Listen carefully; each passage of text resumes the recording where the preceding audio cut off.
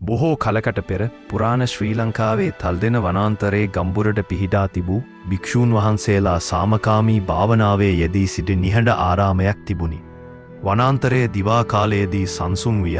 නමුත් රාත්‍රියේදී ගස් අතරින් බියකැරූ කෙඳිරිලි හඩක් නැගුණු අතර සංචාරකයින් බොහෝ විට සඳ එළිය යට සැරිසරන සුදුමැලි රූපයක් ගැන කතා කළා. භික්ෂූන් වහන්සේලා මෙම පැමිණීම ගැන දැන සිටියහ. ඔවුන් එය පෙටනන්ද ලෙස හැඳින්වූහ.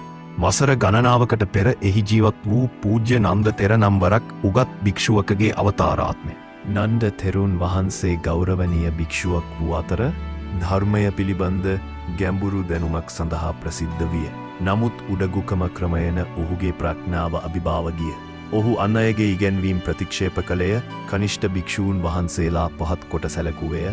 කුඩාම අපහාස ගැන පවා වෛරයෙන් සිටියේය. ඔහු දිගටම දේශනා කළද ඔහුගේ හදවත සීතල වී අහංකාර විය.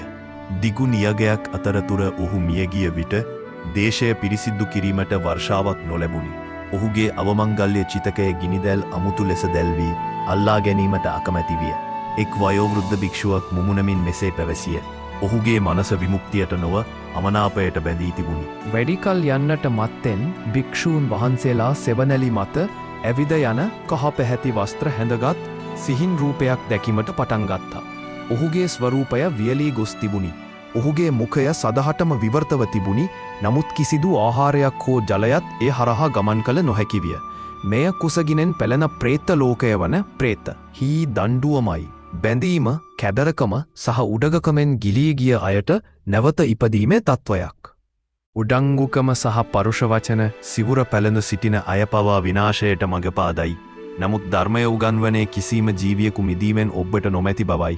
මෙත්තා ප්‍රේමණීය කරුණාව කුසල් කැපවීම සහ දයානුකම්පිත ක්‍රියාව තුලින් වඩාත්ම පීඩාවට පත් ආත්මයට පවා සාමය සොයාගත හැකිය. වසර ගණනාවක් ගෙවී ගියේ. අලුතින් ආරාමයට පැමිණි සුමිත්ත භික්ෂුව නම් දයානුකම්පිත භික්ෂුවක් දුක් විඳින ආත්මය දැක මේ සත්වයා දුකෙන් නිදහස් වේවා යනුවෙන් දිවුරුම් දුන්නේ.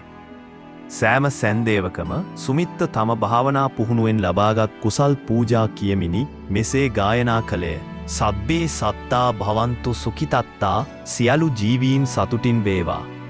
හත්වන රාත්‍රියේ සඳ එළියෙන් ආලෝකමත් වූ ගස හරහා පාලි පද දෝංකාර දෙන විට අවතාරය ඔහු ඉදිරියේ පෙනී සිටියේ.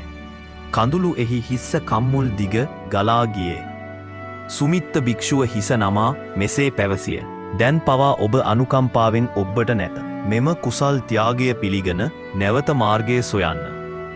අවතාරය සෙමෙන් හිස නමා එම නිහතමානී ක්‍රියාවෙන් සියවස් ගණනාවකට පසු පළමුවැන එහි ශරීරය හිරු එළිය යටතේ මීදුම මෙන් දිලිසෙන අතර මැකී ගියේ. සාමය වනාන්තරයට නැවත පැමිණිය.